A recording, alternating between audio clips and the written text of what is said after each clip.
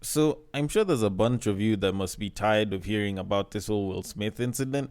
So how about I give you guys a little bit of that toxic double standard? So, a man in Nashville, Tennessee was arrested after police found that he had attached an Apple Watch to his girlfriend's car in order to track her whereabouts. Now, of course, after seeing this, I had like two questions. One, isn't it interesting how there's like a double standard? Because if a babe did this, she'd probably be praised for it. And secondly, how the fuck did this guy ever charge that watch? Alright, second question aside. I'm not saying this shit just to hate on babes or to like talk shit about women or anything. It's because it's actually true. Like, I think it was like a year or so ago, there was a story about how some woman had discovered that her man's was cheating because she actually used to collect the data that was, being transmitted by his Apple Watch. So she could find out the location and, she'd find out that, oh, so and so burned calories at like weird times. So obviously now she'll go and she'll ask, how the hell is it that you are burning calories at this and this place at 2 a.m. in the morning? And that's how she managed to find out that he was cheating. Like, how comes this woman wasn't convicted of that shit? How come she wasn't arrested and charged for, stalking this man and collecting his private information? Because that is his private information, right? Because if anything, it shows how big the double standards are. Like, these babes can do some very weird shit to us guys, but if us guys try doing the same thing, it's suddenly a problem. And I feel like that's a huge issue. That's a very, very huge issue. And I'm not bringing up a story from the Oscars. It's just that if someone else's gender was there and not a man, it would have probably been a full-on assault case, blah, blah, blah. And I'm going to leave that one aside. I do want to mention it because to a certain degree, even though that's the case, I do sort of side with what this woman did by reporting the boyfriend and having him charged and shit, because this man had threatened repeatedly to kill her, even though he was the boyfriend, weirdly enough. Like, I'm wondering why the hell she's even still in this toxic relationship. Because in both Apple Watch situations, both perpetrators could actually just look at it and say, you know what, I was trying to make sure that my partner doesn't cheat on me, or I was trying to find out if my partner is cheating on me. But then again, you kind of think about it and you kind of look a little bit more into the details, because I read the entire article and then you suddenly realize that the man from Nashville, Tennessee had actually threatened to kill his girlfriend multiple times. And that in itself, just going beyond the abuse part, can actually, I think, even be termed as attempted murder. And, like, sending such threats is really bad for someone. And to a certain degree, now I can see where the sense in it is. Now I can get why he was caught. Like, a combination of the abuse, the domestic abuse, the psychological and mental abuse, and the death threats. I feel like that one warrants someone getting arrested. But all in all, while it does seem like I do sort of have a problem with babes getting their way in shit and this guy being arrested, I actually don't. I do actually appreciate the fact that, the police acted and this man was arrested. The only reason I actually brought up this story wasn't even to talk about double standards. It was just to show the importance of context. Because when it comes down to it, context nowadays is everything. Like, if you were to look at the general details, this man should have been hailed and congratulated. Or at least that's what some people think. Or alternatively, the woman from like a year or so ago should have probably been arrested. But all in all, personally, I don't care too much for both. Either way, for me, I think the number one takeaway is do not have sex with an Apple Watch or while wearing an Apple Watch. All in all, this podcast definitely needs to start. So in our very typical fashion, I like to start by saying, welcome to Breaktime on Westside, your number one Breaktime podcast, coming to you from Nairobi, Kenya. The man on the mic is a man who burns 200 calories during sex, or at least that's what a little Apple Watch told me. He's a man who wonders why the Apple Watch does not track conclusions because he has been jumping them for a minute and it's good for his cardio. It is none other than your tall, dark and mildly handsome man, Sir Denver B. The show is Tweetstreet, the show where we take a deep dive into Twitter, pull up a couple of tweets and break them down a little bit. Now, as usual, the drill is pretty simple. If you know the drill, then you can repeat it with me. If you don't know the drill and this is your first time, or maybe you've never really listened to it properly, then I can repeat it for you because I'm nice like that. And it's about how you can submit the tweets that you see on the gram or on Facebook or on Twitter, because we see tweets over there all the time, not just on Twitter. And you can contribute to a part of the conversations for these episodes. And it's a pretty simple drill, and it goes like this. You see that tweet, you like that tweet, you want us to discuss that tweet, you send that tweet. You send it to the DMs of @BagakaTheD, which happens to be my personal Twitter handle, and I will take it from there and I will handle it accordingly. On Facebook or on Twitter, if it happens to be a screenshot, if it happens to be a screen grab that has been taken from Twitter, was pasted there, then you can send it to @BreakTime on Westside on Facebook and @BreakTime on Westside on IG for me to check out and possibly include in this episode. Now, if you are listening through some app that allows for ratings and reviews, a nice rating and or review would be highly appreciated. And if you are on any one of these social media apps and you do feel like following me, I'd really appreciate it. I'm not saying that you have to, but I'm just asking if you could, if you felt like it, I'd appreciate it if you did. You don't have to resist your urges on this one. And we can continue growing the podcast and, pushing it to the masses and shit. Now, we definitely do need to move on to the tweets. Unfortunately, the entirety of this episode is just tweets. But the first tweet is actually more of a dilemma. And you all know I like myself a nice relationship dilemma because it challenges me to actually sort of think out of the box. And, it helps us look at things from a very critical point of view and see how it is we're supposed to be handling shit. So, I'm gonna read it for you, then we're gonna look into the entire thing. So the tweet reads, "Oh wow, this man's fiance took his 16-year-old daughter to go get an abortion and he found out about it and called off the wedding. I really feel like the fiance was in a lose-lose situation. If she broke her stepdaughter's trust, she could hang that up for life. But now she got ghosted and she's no longer a fiance. That's tough." Okay, I have questions. I actually have questions. Well, actually mainly one question that I feel like we need to start with on this. Because much as I want to discuss this, I want to start by asking a pretty interesting question. Who the fuck told the fiance? Like, who the fuck told the man? The girl's father? Who the fuck told that guy? Because I feel like that should have been the person that should have gone with the daughter. Because I doubt any of this shit would have been a problem if everyone would have kept their mouths shut. And here's the thing. While I can get that some people might have an issue with the entire thing and how abortion might be a big thing, or some people might think of it as a small thing, I feel like to a certain degree, you find that parents will actually catch a feeling of a shit like this, not because it's a bad thing or a good thing that was done, but because of the fact that they weren't consented on it, they weren't told about shit, and this is their kid. Because this is a 16-year-old child. She's technically still under the father and mother's care, if the mother is still available and shit, because we have very limited information. So you'd think that this guy would have to have been consulted, or at least he'd have to have been informed, not him finding out from some other place, which is why I'm having a problem with whoever it is that told him.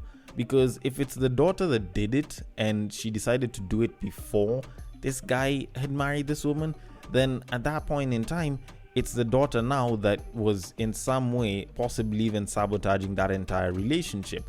On the other hand, if it was like, say, a family friend or a teacher or some shit, like some person that happened to get in touch with the dad, then that person should have gone with the girl so that she can get the abortion. Because at least there, if the trust was enough such that this girl could go and tell them that she got an abortion and she went with the husband's fiance, then probably he or she should have been the one to go with the 16-year-old daughter to get the abortion. Because how the hell is it that someone is trusting someone else with that information so that someone else can go and snitch to the parent? Because I don't think the fiance went and told anyone about it, because for her, she needs to keep quiet. Like, her relationship was in jeopardy at that moment. So I'm guessing it's the daughter that went and opened her mouth to somebody, possibly the mom, possibly some relative. And frankly, I feel like it would probably be very stupid for the daughter to do so. So personally, if it were me, if say my girlfriend or my fiance's child came up to me, say they're in their teens and they're like, oh, I want to go get an abortion. Like, first of all, I'd have to make sure that it's a situation where I cannot talk to my fiance or my girlfriend about it. Like, if it's one of those situations, then fine. I'll only have one condition. Let no one know about this shit ever, or at least for like the next few years until, say, maybe after like a year or two of me and my partner being married.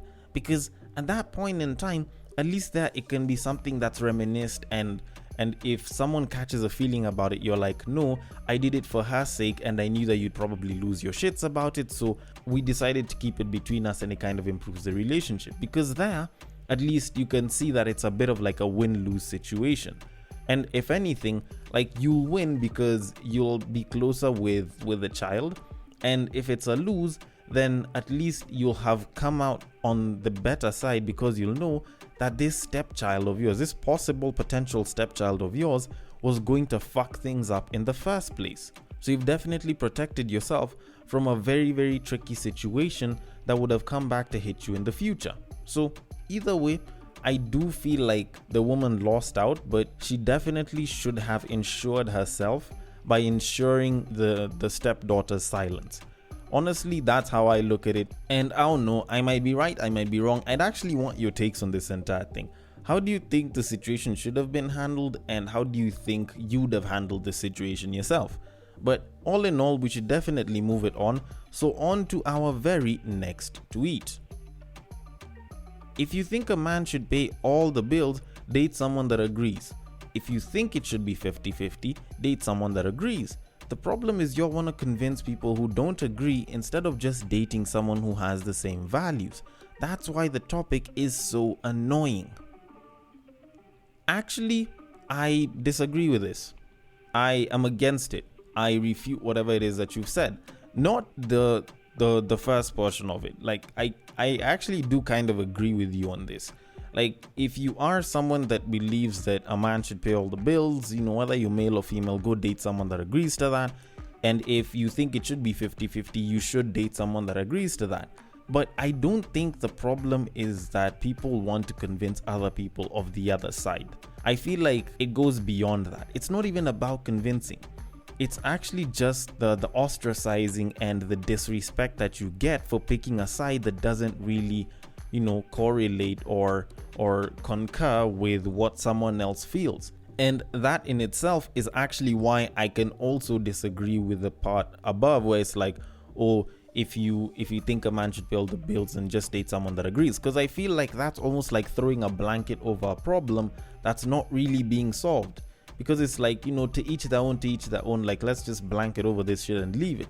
Like, it's a very easy way, it's a very simple way to end the argument, which, you know, ended up resulting in the tables argument, which kind of took over last year, where people were like, oh, what does she bring to the table? Oh, does so-and-so bring this and this to the table and shit? And when you kind of look at it, it's not even about one person trying to show that they're better. It was actually mostly about a lot of people trying to be understood. More so the guys. Because the whole idea, the whole question of who should pay for a date, it's a question that came up because a lot of guys started noticing that when they'd go out on dates with babes, it would be this very funny situation where it's like, you're supposed to be on a date, but the babe's just talking about herself. It's not like she's listening. She's probably not even treating you right. But she'll take wine, and then you'll be left with a bill, and she'll just go home and she'll be like, all right, thanks, bye. And then, you know, she might probably even ghost you and shit. And it suddenly started becoming an issue for guys, and sometimes babes are even taking it a little too far by bringing a friend or ordering too damn much, and, you know, probably even packing for that shit so that they can go home with it. And guys now started asking, like, why the hell are we paying full price for some shit that isn't even worth it? You know, like, there's even a study that shows that a majority of women nowadays go out on dates to eat, not even to look for a partner or to find out what the guy is about. It's literally for the food. So now guys decide to retaliate. They're like, I know we're going 50-50 on this. Like, we're two working class individuals, we're two grown adults. We should be able to take care of our own bills. Then this whole issue comes in. And for us guys, it's from a point of self-preservation. And for a lot of babes, it does come from a sense of self-centeredness where they're like, a guy should pay for my time. But at the same time, this guy with his sense of self-preservation is like, but we're two working class individuals. Why is it that I have to pay for something that you can do yourself?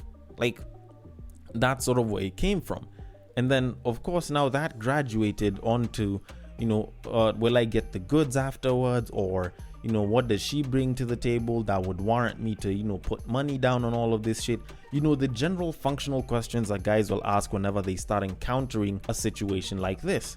And when you kind of look at the entire thing, like whenever guys would talk about how they felt about it, whenever guys would talk about them wanting to go 50-50, you'd find that an entire string of babes would be in the comment section busy talking about how, just say you're a broke nigga, or you're stingy as hell, or you don't know how to treat a woman. And at times it would even become abusive. And on the other side of it, you'd see a babe busy saying a man has to pay my bills, and then niggas are like, but like, what are we paying for though?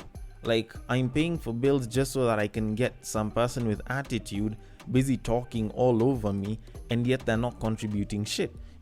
Can I get the goods afterwards? And then you can hear a babe saying, just because you paid for dinner, just because you paid for some food doesn't mean that you get, the WAP and shit. And you can sort of hear it. You can sort of even hear it right now. Just because I paid for dinner doesn't mean that I have to sleep with you. And at the same time, someone is saying you have to pay for dinner.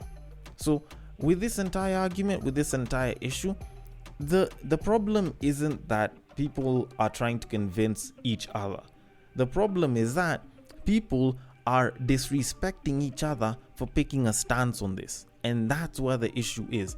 If people can stop disrespecting the other side because they want some version of self to reign supreme, then it's okay.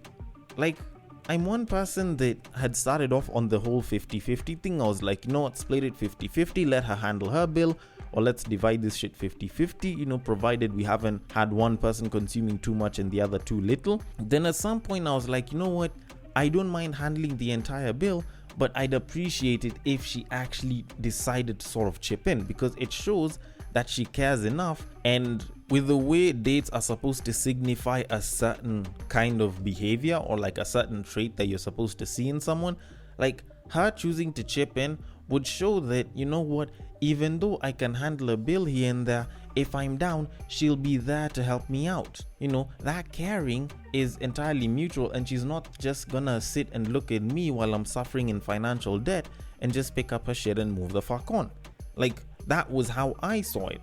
But all in all, I learned to respect the fact that yes, there's some babes that clearly want a guy to handle the bills, and there will be someone for that.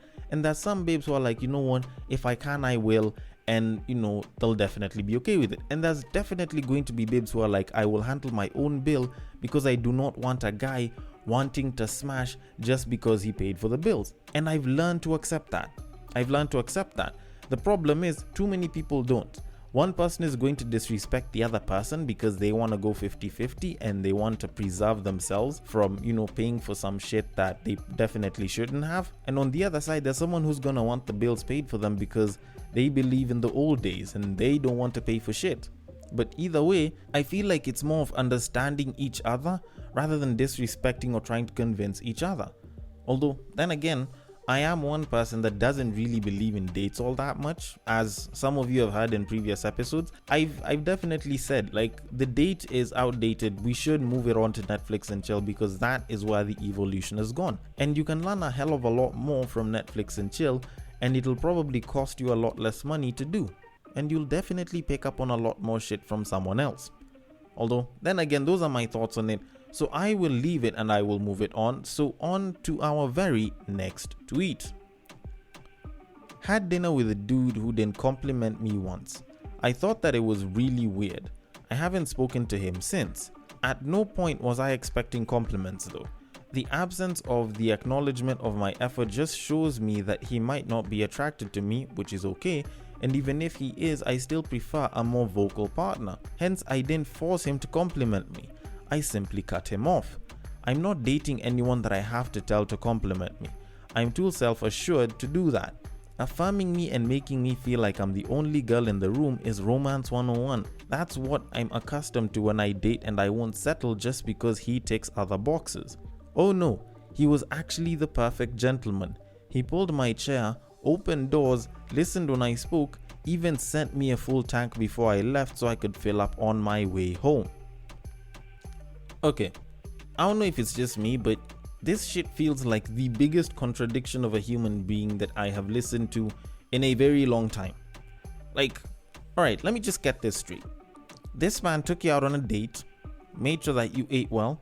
He made sure that he was a very kind person, and he was making sure the date went pretty well, paid for everything, took you back home, and even made sure that you had like a full tank of gas or petrol, as the rest of us normal humans do it. And you have the audacity to come out and say that this man should be dropped because he did not compliment you. So what's so self-assuring in everything that you've said? Like, you wanted a compliment. Like, don't get me wrong, I'm not saying that you only fish for compliments when you go on dates, but it does sound like it. But you decided to dress well and go out on a date, and you decided to ignore everything else but what the guy should have said about your dress and how you looked. Like, who says that you even look that good? Like, honestly, I'm sure that there's a lot of guys that are almost sort of like me. We're a little blunt and we're very truthful and we don't know how to lie.